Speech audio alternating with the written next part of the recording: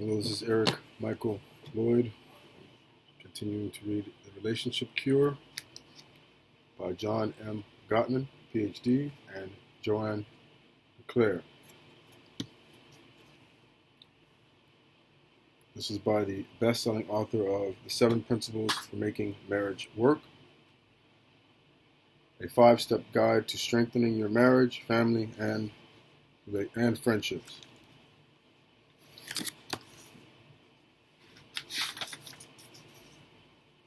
Where I left off was at the end of chapter 1. What I'll do is I'll just start off at chapter 2. There's several pages left in chapter 1. Step 1. Look at your bids for connection. One of the biggest surprises of my career came shortly after my colleagues and I opened our apartment lab at the University of Washington in 1990. For years, I had been pursuing the question, what makes marriages succeed or fail? Many psychologists at the time agreed with theorist Sidney Girard that the key to good relationship was self-disclosure, a person's willingness to reveal his or her most guarded personal thoughts and experiences to another person. Now that I could spend hours observing our study, couples from behind a one-way mirror in this natural home-like setting, surely I would see many profound examples of this behavior. I'd be able to recognize or analyze couples' conversations, shedding light on how people achieve this intense, intimate level of connection. Boy, was I wrong. After collecting and viewing hundreds of hours of videotape, I found very few examples of self-disclosure. There were heart-to-heart exchanges about broken dreams, hidden fears, or unfulfilled sexual desires. Instead, I had endless hours of people engaging in exchanges like these. So there were few of those exchanges aforementioned, but more to the tune of these. Get me a cup of coffee, will you, honey? Sure, as soon as I turn these pancakes. Did you call your sister? She seemed real down last time. No, I haven't. What do you suppose is wrong with her?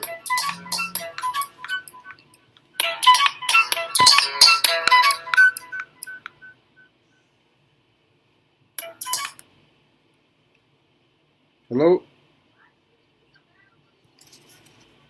May I ask you speaking? Hello? Hello?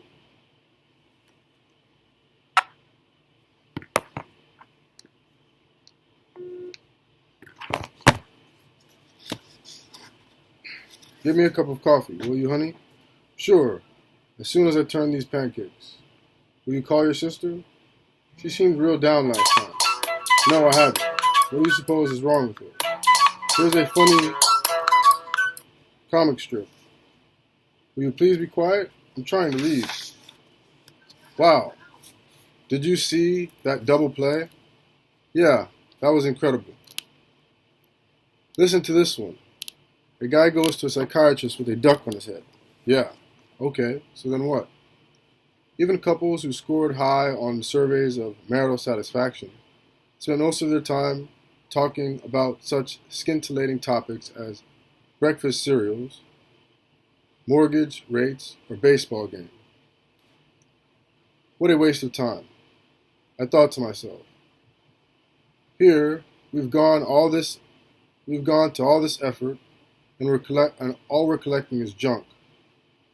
But after many months of watching these tapes with my students, it dawned on me. Maybe it's not the depth of intimacy in conversations that matters. Maybe it doesn't even matter whether couples agree or disagree. Maybe the important thing is how these people pay attention to each other, no matter what they're talking about or doing. I asked my graduate school student, Danny Driver, to take a closer look at the videotapes with this idea in mind. And sure enough, she saw couples facing a certain set of choices at every turn. The wife reads a funny tidbit from a magazine to her husband. Will he look up and smile? Will he ignore her? Or will he snap at her to be quiet? The husband points to an ad in the paper for stereo equipment. Will she acknowledge his interest? Will she look past it to the ad for women's shoes? Or will she frown in disapproval? The wife tells her husband he put too much dressing on the salad she just made. Will he wink playfully and say she made the salad too small? Will he sulk in silence?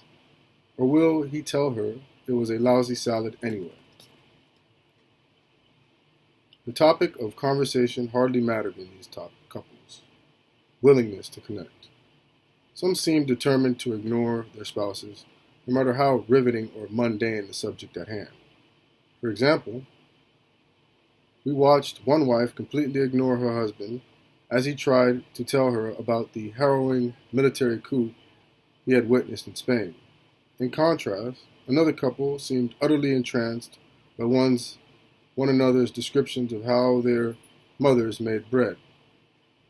Once Jenny started coding these interactions and comparing them with other tests of marital satisfaction we had collected, it was clear these were definitive moments in the couple's marriages. By choosing to turn toward, turn away, or turn against each other's bids for connection, no matter how ordinary or small, they established a foundation that could determine the future success or failure of their relationships. We also discovered the importance of playfulness in people's bids. For years, I have wondered why some couples are able to make jokes and express affection for each other, even in the midst of an argument. It's an important question because our research shows that such emotional repair tools lead to the development of happier, stronger relationships. But I couldn't figure out how some pairs were able to melt each other's hearts with a playful gesture or an apologetic smile, while others didn't even try. Once we started studying bids and responses to bids, however, the answer was clear. People who make playful bids and turn toward one another's bids enthusiastically during everyday conversations have more access to humor later on, and then they get into an argument. In other words, responding with good humor has become such a habit in their relationships that it's always at the top of their bag of tricks. So when disagreements arise, as they do in all relationships, these playful bidders have a full supply of goodwill and affection handy.